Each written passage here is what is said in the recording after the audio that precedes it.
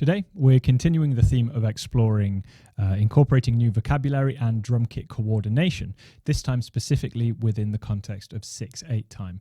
I'm going to be exploring a few concepts that I like to work with to develop an improvisational vocabulary within 6/8, and to do this I'm going to be using the book Drum Kit Coordination Patterns, Jazz and Blues. And the entire concept on today's video, the entire concept that I'm going to be discussing, is based around the combination of three sets from that book, sets 3.1, 3.2 and 3.3. And these are three sets that can work together very, very nicely to create some, as I say, improvisational vocabulary within the context of 6/8.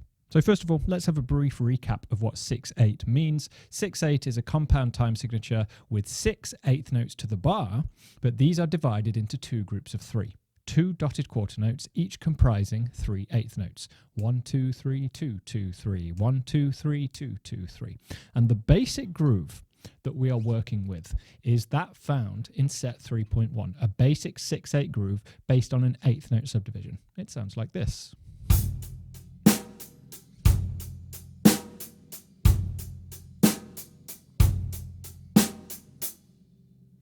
That is going to be the basis of everything we do today, and we're going to gradually build upon that and combine more and more elements to create something quite comprehensive. To begin with then, set 3.1 itself is based on an eighth note subdivision, as I said, and this involves moving the bass drum and moving the snare drum against that largely unchanging eighth note pattern. The one point that is going to remain constant is the snare drum downbeat on beat 2. 1 and 2 and 1 and 2 and. As long as we retain that snare drum in that position, the overall sense and feeling of the groove will be maintained. So, for the first pass, I'm not going to do the whole set because it takes too long, and I think you will understand the concept pretty quickly, but I'm just going to run through a few basic bass drum permutations on the eighth note. That basically means every bass drum is going to line up with a hi-hat at this stage. So this is from the bass drum set from set 3.1, and notice how some of those bass drums will occur before the snare drum downbeat, and some of them will occur afterwards. Here are a few examples.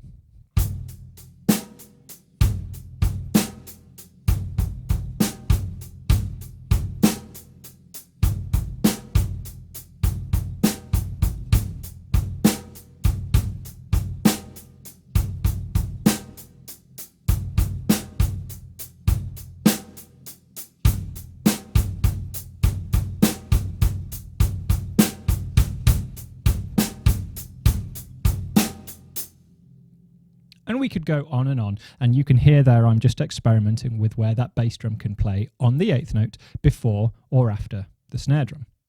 Now, we can extend this concept to the snare drum set from 3.1, and this is where the snare drum moves. This is a relatively small set because we're going to only deal with snare drum placements in the second half of the bar, beat 2, the and the of the second half of that 6/8 groove. So a few examples might sound like this.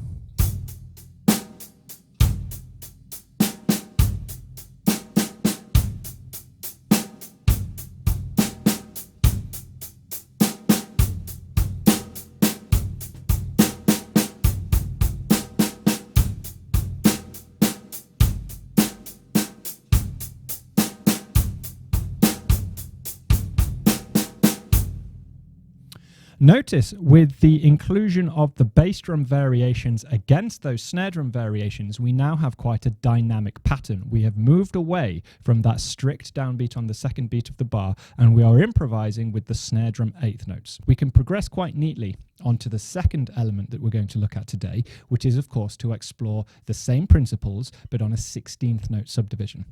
And this is where it starts to get relatively complicated very quickly, simply because of the sheer number of permutations. For now, just to keep it simple, I'm going to begin by retaining that downbeat back on beat 2 again, and I'm going to just experiment with the bass drum placements. This is from 3.2 now, the bass drum set.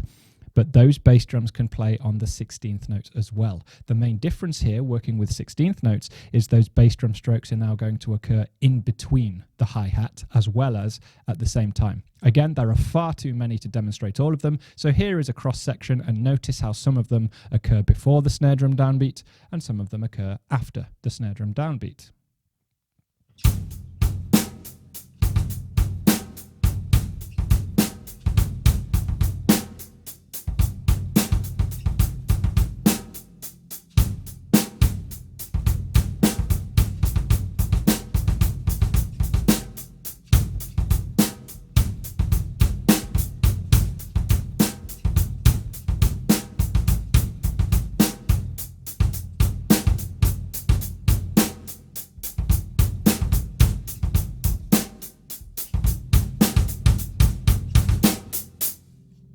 Again, they can get quite outlandish, especially if we start aiming for those 16th notes more often, but this is again just to demonstrate the basic concept. All of those examples and the rest are very clearly laid out in that set. So I am skipping ahead here to focus on the concept rather than making you sit there and watch me play all of the possible ways in which we can play a 16th note bass drum against that particular pattern.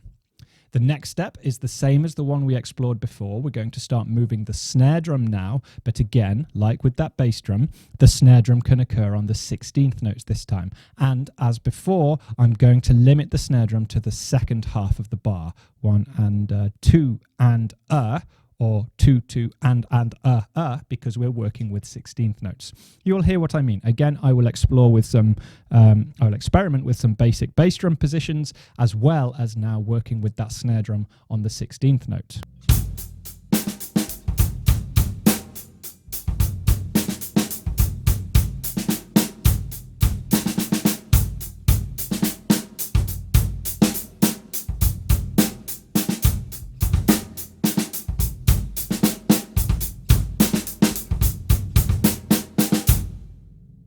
And so forth. You can hear those the options that are available to us now by exploring the 16th note permutations there. So that's the basic concept for the first two elements that I'm exploring today. And it is worth saying, again, reiterating here, that I am skimming over a lot of this. These processes may take weeks or months. That's absolutely fine. It's important to make sure we are able to execute the patterns cleanly and to internalize them so we're actually familiar enough with them for them to start showing up in our playing. So one thing we would simply do is a slightly more drawn out and patient version of what I'm experimenting with and demonstrating here.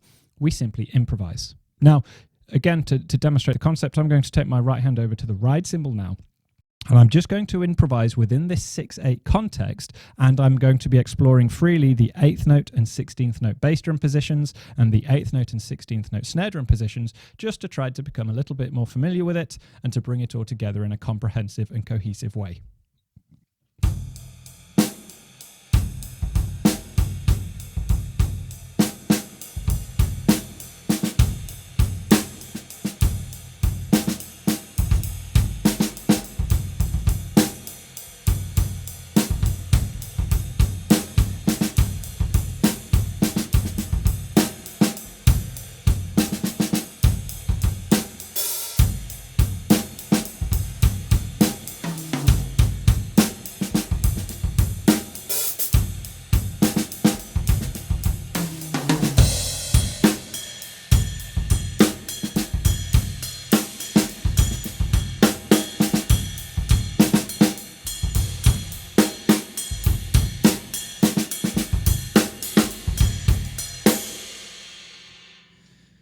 And so on, you can start to hear how we can, even with just those two tenets, with these two elements, we can start to build up this nice improvisational sense. Finally then, the crux of what I'm coming to today is we're going to add on set 3.3. And set 3.3 breaks away from that standard 6/8 pattern with 8th notes and utilizes a 16th note double paradiddle. Right, left, right, left, right, right, left, right, left, right, left, left. This still fits perfectly within a bar of 6/8, and it still retains the downbeat on the snare drum on beat 2, but it allows for a more intricate interplay between the cymbal or the hi-hat and the ghost notes on the snare drum. So the basic pattern would sound like this: double paradiddles between the hands and a simple bass drum and snare drum downbeat in 6/8.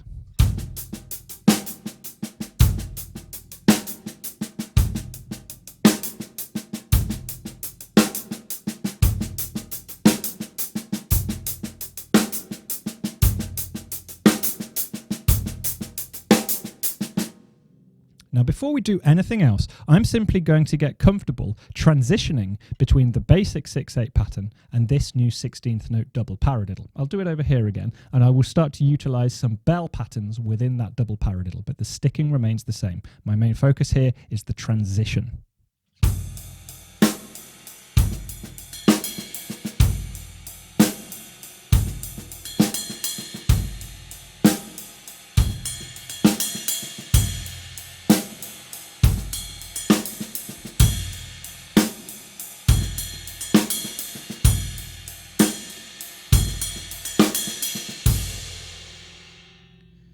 starting to sound quite nice. As I'm becoming more familiar with that, I might decide I want to start utilizing the left hand on that hi-hat as well. I think I did a brief version of this earlier when I was improvising. The left hand can move up to the hi-hat within that double paradiddle pattern.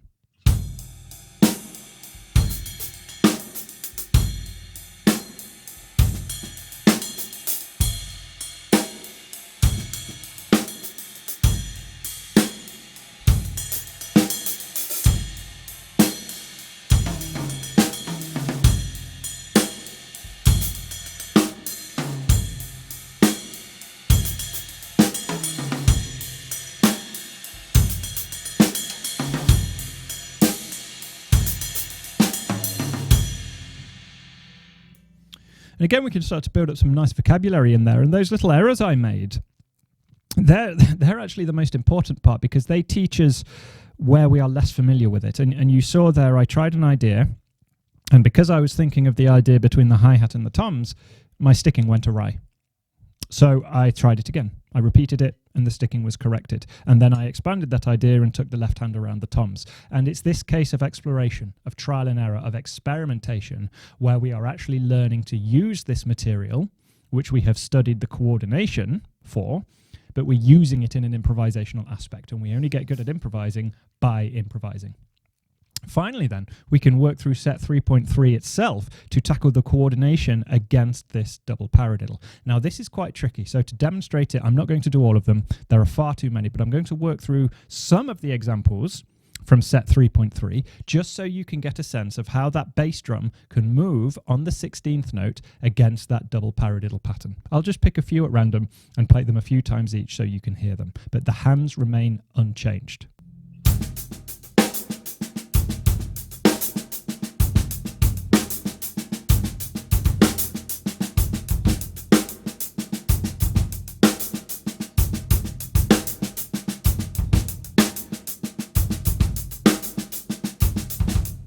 So that one there, I've just spotted. Exercise Y, that one's really tricky. So I'm just going to spend a moment with that, slow it right down, and make sure that I'm getting that bass drum really lining up where it needs to be.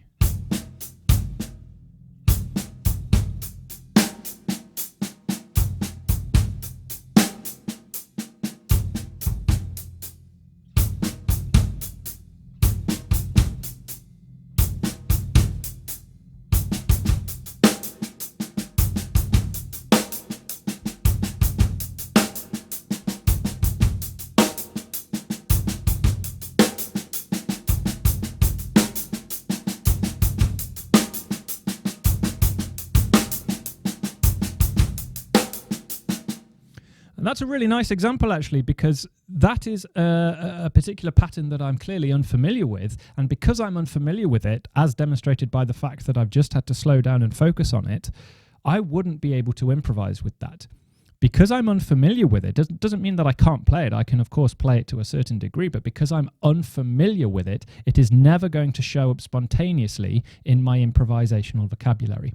So by now, highlighting one that I'm less familiar with, it's a little bit of a coordination challenge, which is a good thing because it means we've now got something to practice, but I'm actually exposing myself to new vocabulary, and that's entirely the point here.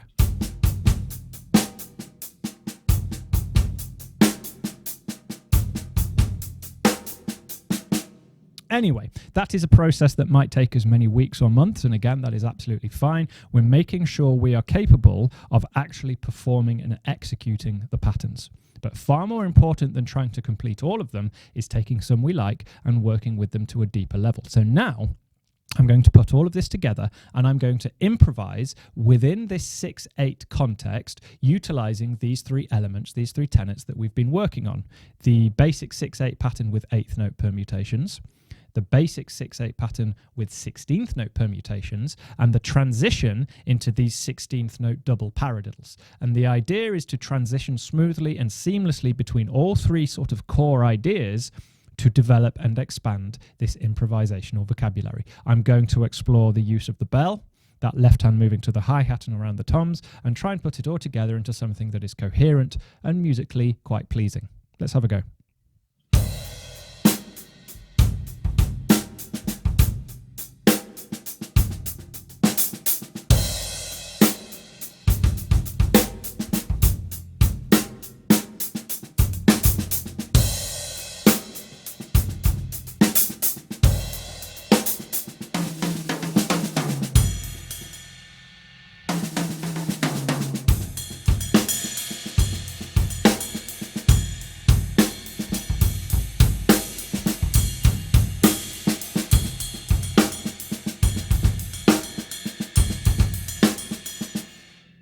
intentionally trying to use that new groove, that new pattern that I was less familiar with, intentionally trying to bring it in.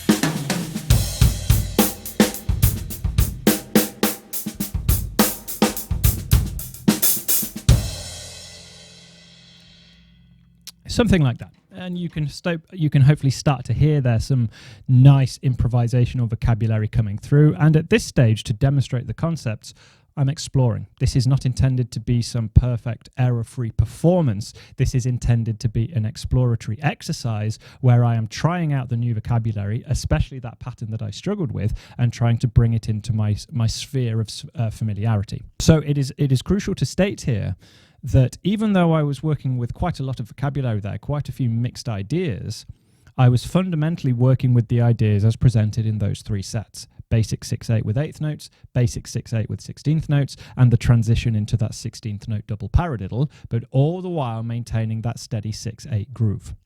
And that really is the whole purpose of this book and the whole purpose of this approach generally as an approach to drum kit playing. We're trying to increase our technical facility to execute the patterns, and we're trying to increase our vocabulary, our toolbox of things with which we can actually perform, play and improvise. So I hope this has given you some ideas to work with. If you want to explore this further, a free sample of this book is available at the website, as are all of my other publications. I offer drum lessons, both online and in the studio, and plenty of other resources as well, compositions and things like that. So check out the website. Feel free to stop by and say hello or ask any questions. And I hope this has been helpful for you. Thank you very much, and I'll see you on the next one.